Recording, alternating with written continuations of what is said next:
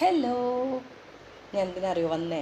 ഞാൻ വിചാരിച്ചു ഞാൻ ഇപ്പോൾ കുളിക്കാൻ പോണേ ഉള്ളൂ. കുളിക്കാൻ പോകാനുള്ള ആ ഒരു ഇതിലാണ്. അതാണ് ഞാനിങ്ങനെ ചക്കിപ്പറിച്ചി മാറി ഒക്കെ എന്താ പറയുക അങ്ങനെ വന്നത്.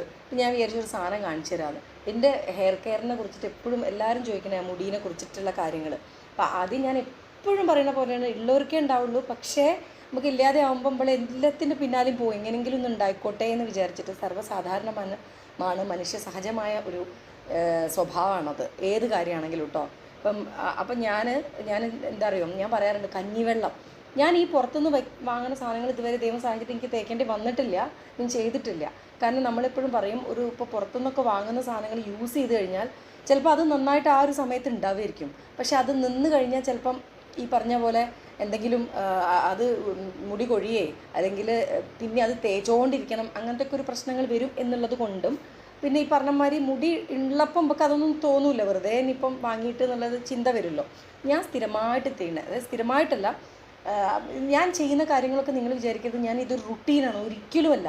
എനിക്കൊരു തോന്നലുകൾ, ഞാൻ എപ്പോഴും പറയണം, തോന്നുമ്പോൾ ഞാൻ ചെയ്യുന്നൊരു സംഭവം. എൻ്റെ മുടിയിൽ ചെയ്യുന്ന കാര്യം ഒന്ന് എഗ് വൈറ്റ് ആണ്.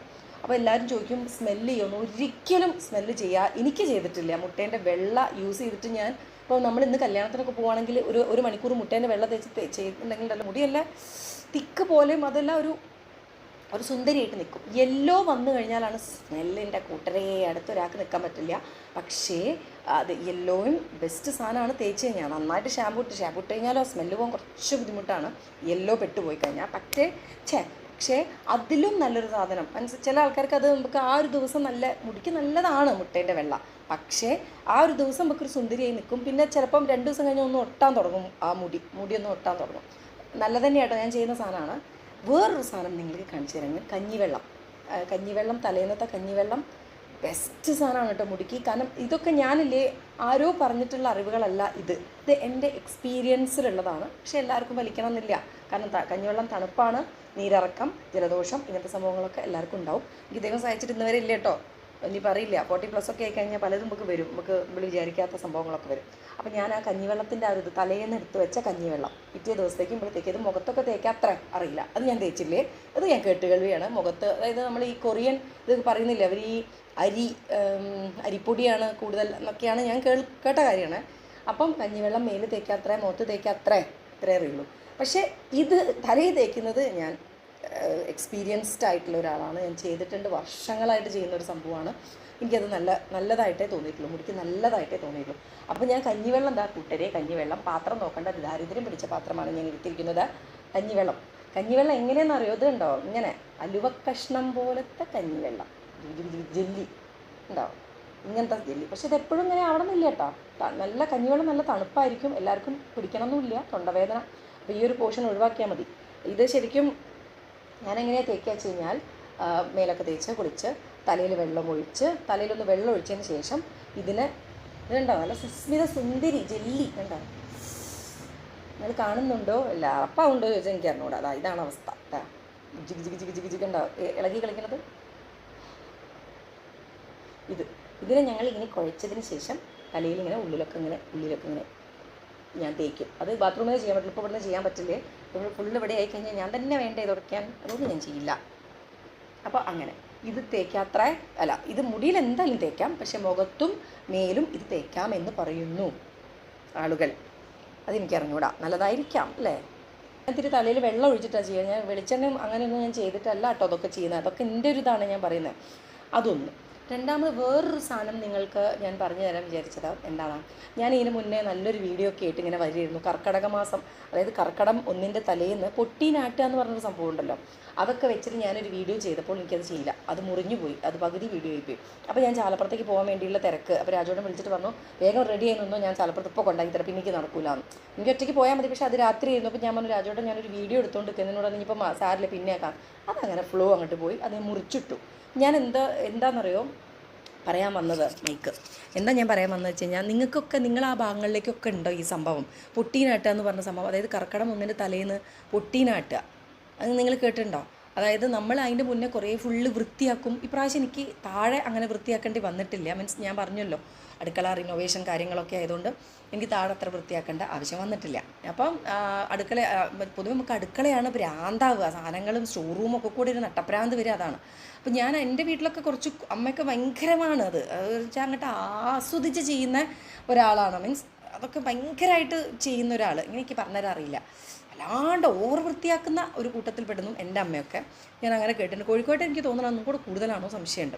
അപ്പോൾ ഞാനത് കല്യാണം കഴിഞ്ഞ ഉടനെ വന്നപ്പോൾ ഞാൻ വളരെ പുത്തനച്ചി പുരപ്പുറം തൂക്കുക എന്നൊക്കെയുള്ള രീതിയിൽ ഇവിടെ വന്നിട്ട് ഞാൻ ചുമരൊക്കെ കർക്കിടകത്തിൻ്റെ തലേന്ന് ഒരാഴ്ച മുന്നേ നമ്മൾ വൃത്തിയാക്കൽ തുടങ്ങും. ഒരാഴ്ചയല്ല 1-2 ആഴ്ച മുന്നേ വൃത്തിയാക്കൽ തുടങ്ങാൻ പറഞ്ഞു കഴിഞ്ഞാൽ ഞാൻ ചുമരൊക്കെ ഇങ്ങനെ കഴുകി ഭംഗിയാക്കിയിട്ട് ഇങ്ങനെ ഭയങ്കര സുന്ദരിയായി നിന്നപ്പോൾ എനിക്ക് മനസ്സിലായി ഇത് നമുക്ക് പറ്റിയ പണിയല്ല, ഇത് എനിക്ക് നിലനിർത്തി കൊണ്ടുപോകാൻ ബുദ്ധിമുട്ടാണെന്ന് എനിക്ക് മനസ്സിലായി.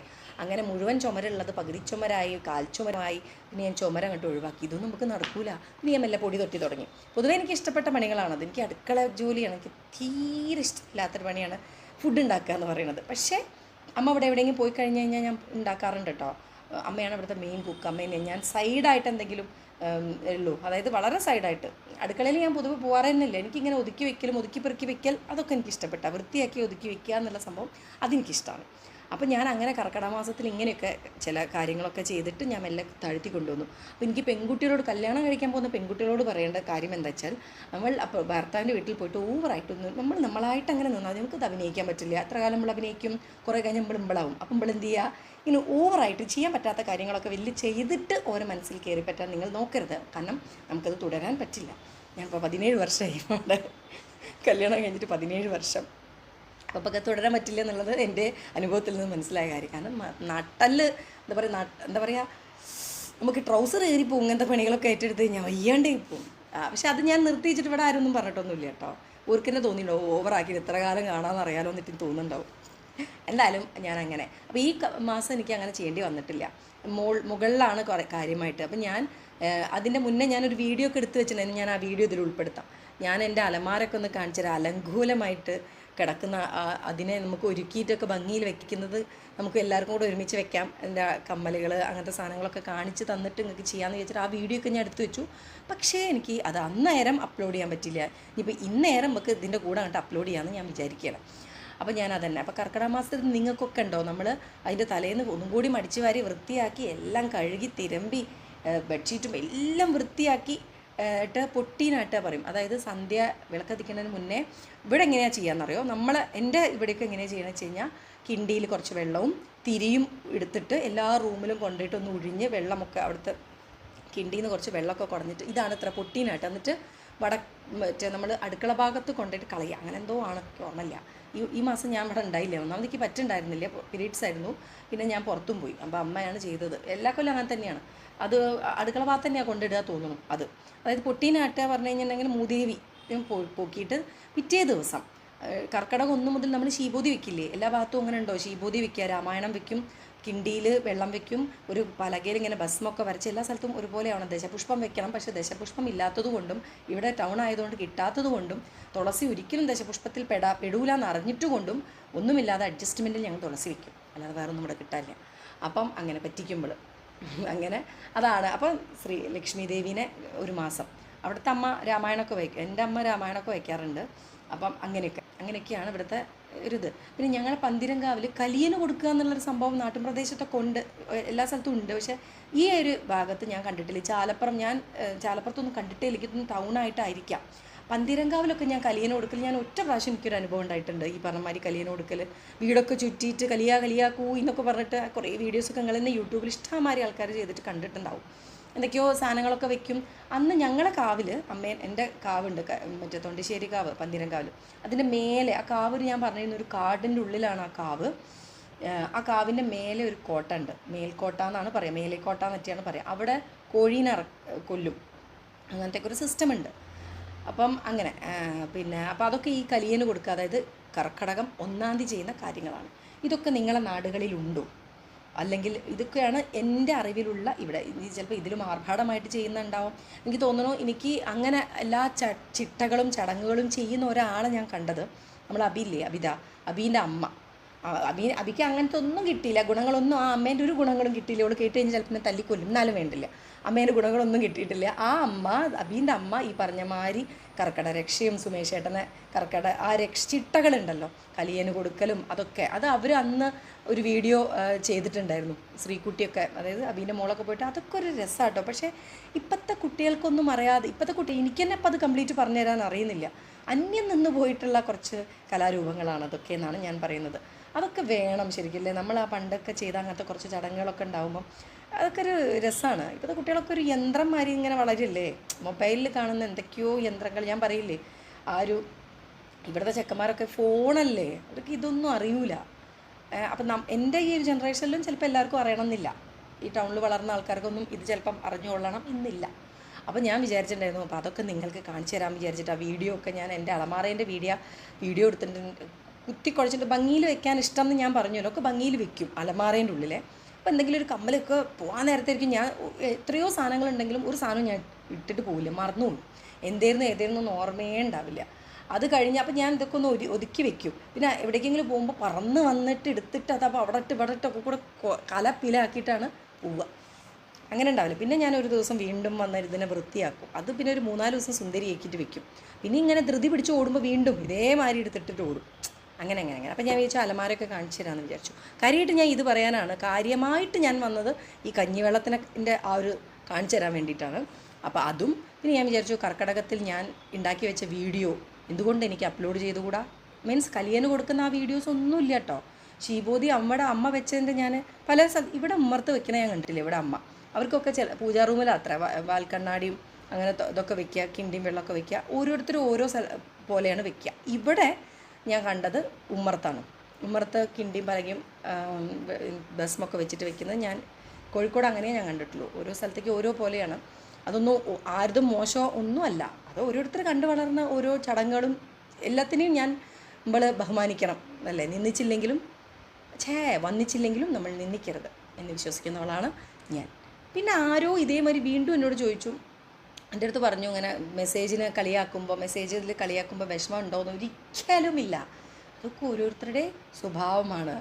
ഒരാളെ കളിയാക്കുക, ഒരാളത് പറയാം. പക്ഷേ അവർ ചിലപ്പോൾ കളിയാക്കുമല്ല, അവരുടെ രീതി അങ്ങനെ ആയിരിക്കാം. നമുക്കത് കളിയാക്കൽ പോലെ തോന്നാം. അതിനെപ്പറ്റി ചിന്തിക്കാഞ്ഞാൽ പോലെ എന്തിനു വിഷമിക്കണം, ആ ഭാഗമേ നമ്മൾ നോക്കുന്നില്ല അല്ലേ. അതിലും ഒരു നെഗറ്റീവ് ആകുമ്പോൾ ചിലപ്പോൾ 3 നല്ല സന്തോഷമുള്ള മെസ്സേജ് വരും, അതിൽ സന്തോഷിക്കും പോരെ. പിന്നെ ഇതിനെ നമ്മൾ നെഗറ്റീവിൻ്റെ പിന്നാലെ പോകുന്നത്. ആളുകൾ പലവിധം, ബഹുജനം പലവിധം. അപ്പോൾ പിന്നെ പലരും പല രീതിയിലാണ് ചിന്തിക്കുക, പറയുക. അപ്പം നമ്മൾ അതിലെന്താണ് സന്തോഷം കിട്ടുന്നതെന്ന് മാത്രം നോക്കിയാൽ മതി. ആ കമൻസിൽ എനിക്ക് ഏതാ സന്തോഷം കിട്ടുന്നത് അതിന് ഞാൻ സന്തോഷത്തോടു കൂടി ഇരുന്ന് വായിക്കും. നെഗറ്റീവും വായിക്കും, ഇഗ്നോർ ചെയ്യുന്നു. സന്തോഷമുള്ള കമൻറ്റുകൾ വായിക്കുന്നു, ഞാൻ സന്തോഷം കണ്ടെത്തുന്നു. അല്ലാതെ നമുക്ക് ജീവിക്കാൻ പറ്റില്ല. നമ്മൾ ഓരോ നിമിഷങ്ങളിൽ നമ്മളേതായ സന്തോഷം കണ്ടെത്തിയാൽ തന്നെ നമുക്ക് ജീവിക്കാൻ പറ്റുള്ളൂ. ബാക്കിയുള്ളവർ എന്ത് പറയുന്നു പറഞ്ഞോട്ടെ, അപ്പുറത്തുള്ളവർ എന്ത് പറഞ്ഞോട്ടെ, അതൊക്കെ അവരുടെ സ്വഭാവമാണ്. അവർ പറഞ്ഞാലും പറഞ്ഞില്ലെങ്കിലും ഇന്ന് എന്നെ കിട്ടിക്കഴിഞ്ഞാൽ നാളെ അവർക്ക് വേറെ ആരെയും കിട്ടിക്കോളും പറയാൻ, അത്രയേ ഉള്ളൂ. Never mind. അപ്പോൾ ഇങ്ങനെയൊക്കെയാണ്. അപ്പോൾ നിങ്ങളെല്ലാവരും ഓടിപ്പോയിട്ട് കഞ്ഞിവെള്ളം തേച്ചിട്ട് വരും കേട്ടോ. അപ്പോൾ ഞാൻ ആ കഞ്ഞിവെള്ളത്തിൽ ഒക്കെ കുളിച്ച്, തലയൊക്കെ കുളിച്ച് നല്ല സുസ്മിതയായിട്ട് മാറി എൻ്റെ മുടി. കണ്ടോ, എനിക്ക് ഭയങ്കര ഇഷ്ടമാണ് കേട്ടോ. നല്ലൊരു സുഖമാണ്, നല്ല ഭംഗിയിൽ നിൽക്കും മുടി. എനിക്കങ്ങനെയാണേ, എൻ്റെ ഒരു ഇതിലങ്ങനെയാണ്. അപ്പോൾ എൻ്റെ കുളിയൊക്കെ കഴിഞ്ഞ് ഞാനിപ്പോൾ വന്നത് രാത്രിയായിട്ടോ. രാത്രിയല്ല, ഇപ്പോൾ ഒരു 8 മണി എങ്ങാനുമായി. അപ്പോൾ എന്താ സംഭവം എന്നറിയോ, എനിക്ക് നേരം ഉണ്ടായില്ല. കുളി കഴിഞ്ഞിട്ട് ഞാൻ അങ്ങനെ വന്ന് കാണിച്ചു തരാം. മീൻസ് ഞാൻ എൻ്റെ മുടിയും എങ്ങനെയൊക്കെയാണ്, നനഞ്ഞ മുടി ഇങ്ങനെയൊക്കെ ആവും എന്നൊക്കെ പറഞ്ഞിട്ട്, മീൻസ് കഞ്ഞിവെള്ളത്തിൽ കുളിച്ച് കഴിയുമ്പോൾ മുടിയുടെ ഒരു സ്ട്രക്ചർ ഇങ്ങനെയാണെന്നൊക്കെ കാണിച്ചു തരണം എന്നൊക്കെ ആഗ്രഹം ഉണ്ടായിരുന്നു. പക്ഷേ നേരമേ ഉണ്ടായിരുന്നില്ല. എനിക്ക് അപ്പോഴത്തേക്കും ക്ലാസ് ഉണ്ടായിരുന്നു. അപ്പോൾ കൂടെ ആയിട്ട് നേരം വൈകി. രാജുവിനൊക്കെ വന്നപ്പോൾ എനിക്ക് അത് കണ്ടിന്യൂ ചെയ്യാൻ പറ്റില്ല വീഡിയോ. അപ്പോൾ ഇത് വൈകുന്നേരമായി. ഇപ്പം നിങ്ങൾ കുളിക്കുന്നതിൻ്റെ മുന്നേ ഉള്ള എൻ്റെ മുഖവും ഇപ്പം എൻ്റെ മുഖവും കണ്ടോ, വ്യത്യാസം എന്താല്ലേ, മേക്ക് ഓവർ. അപ്പോൾ ഞാൻ പോയി വന്ന് എന്താ പറയുക, ഞാൻ മേലൊന്നും കഴുകിയില്ല. അപ്പോൾ എനിക്ക് ആ വീഡിയോയ്ക്ക് ഒരു അവസാനം വേണ്ടേ. ഞാൻ അങ്ങനെ പോയി പറഞ്ഞു പോയതല്ലേ, ആ അവസാനിപ്പിക്കാൻ വേണ്ടി ഞാൻ പറന്ന് വന്നതാണ് കൂട്ടരെ. ഞാൻ ആദ്യം വിചാരിച്ചിട്ടുണ്ടായിരുന്നു അലമാറ കാണിക്കണം, അങ്ങനെ ആക്കണം ഇങ്ങനെ ആക്കണം എന്ന്. പിന്നെ എനിക്ക് എഡിറ്റ് ചെയ്യാൻ വയ്യ, മടിച്ച്. ഞാൻ എന്താ സംഭവം എന്ന് അറിയോ, അലമാറ കാണിക്കാൻ ഞാൻ ആ വീഡിയോ ഒക്കെ ഡിലീറ്റ് ചെയ്തിട്ടുണ്ട്. അതായത് ഇതായിട്ട് ഇത് അത്ര ഭംഗി വരുന്നില്ല. അലമാറ ഞാൻ വൃത്തിയാക്കുന്നത് വേറൊരു ദിവസം കാണിച്ചു തരാം. ഫുള്ള് ഇതായി കിടക്കുക. എനിക്കത് എങ്ങനെ വീഡിയോ എടുക്കേണ്ടതെന്ന് പോലും അറിയുന്നില്ല. അങ്ങനെ കെട്ടിക്കുടുങ്ങി കിടക്കുക മാലകളൊക്കെ. അപ്പോൾ അതൊക്കെ ഒന്ന് കാണിച്ചു തരാം കേട്ടോ. കുറേ മാലകൾ, കമ്മലുകൾ, എൻ്റെ കയ്യിലുള്ള സാധനം, കുഞ്ഞു സാധനങ്ങൾ കാണിച്ചിരുന്നതായിരിക്കും. അപ്പം ഈ വീഡിയോൻ്റെ എൻഡിങ് ഇങ്ങനെ ആയിക്കോട്ടെ. കഞ്ഞിവെള്ളത്തിൻ്റെ കഥ പറഞ്ഞ്, കർക്കിടകം പറഞ്ഞ്, എന്തൊക്കെയോ പറഞ്ഞ് അവസാനം ഇങ്ങനെയായി. ഞങ്ങൾക്ക് ഡാൻസ് ക്ലാസ്സൊക്കെ കഴിഞ്ഞ് വന്നതാണ്. അപ്പോൾ മുടി എന്തായാലും നിങ്ങൾ എല്ലാവരും ഒന്ന് പരീക്ഷിച്ച് നോക്കൂട്ടോ. അങ്ങനെ ഈ നീരിറക്കം, ജലദോഷം, തൊണ്ടവേദന ഒന്നും പെട്ടെന്ന് വരാത്ത ആൾക്കാർ നല്ല കഞ്ഞിവെള്ളത്തിന് ഭയങ്കര തണുപ്പായിരിക്കും പിറ്റേ ദിവസം തലേന്നത്തെ എടുത്ത് തേക്കുമ്പോൾ. കണ്ടോ, ഭയങ്കര ഒരു നല്ല, നിങ്ങൾക്ക് ഇത് മനസ്സിലാവുണ്ടോ അറിയില്ല, തൊടുമ്പൊക്കെ ഭയങ്കര നല്ലതായിട്ടാണ് എൻ്റെ ഒരു അനുഭവത്തിൽ എനിക്ക് കഞ്ഞിവെള്ളം കൊണ്ട് നല്ല ഇതായിട്ടുണ്ട്. മുടീനൊരു സുന്ദരി സുസ്മിത, മുടി കൊഴിച്ചിലൊക്കെ എനിക്ക് വ്യത്യാസം വരുന്ന മാതിരി ഫീൽ ചെയ്തിട്ടുണ്ട്. ഞാൻ പറഞ്ഞല്ലോ, അത് വർഷങ്ങളായിട്ടുള്ള എക്സ്പീരിയൻസ് ആണ് ഞാൻ പറയുന്നത്. ഇന്നലെയോ ഇന്നോ ചെയ്തൊരു കാര്യമല്ല ഞാൻ പറഞ്ഞുകൊണ്ടിരിക്കുന്നത്. അപ്പോൾ ഞാൻ പോയി വന്നതാണ് കേട്ടോ. ഞാനൊരു സുന്ദരി കോട്ടൺ ചുരിദാറാണ് ഇട്ടത് ഓർലൈൻസിൽ. ഞാൻ എൻ്റെ ഫ്രണ്ടിൻ്റെ ഷോപ്പ് വണ്ടിപ്പേട്ടയിൽ ഓർലൈൻസ് ഷോപ്പില്ലേ, അവിടെ ഞാൻ 690 ഉള്ളൂ ഫുൾ സെറ്റ്, നല്ല cotton churidar full set, shawl, നല്ലൊരു പ്രിൻറ്റഡ് പാൻറ്റ്. എനിക്ക് എണീറ്റിക്കാൻ വയ്യ, മടി.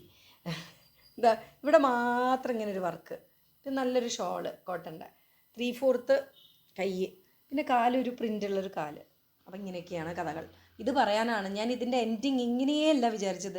അലമാര കാണിച്ചു തരണം, അലമാര ഞാൻ വൃത്തിയാക്കണത് കാണിച്ചു തരണം എന്നൊക്കെ വിചാരിച്ചതാണ്. പക്ഷെ ഒന്നും നടന്നില്ല.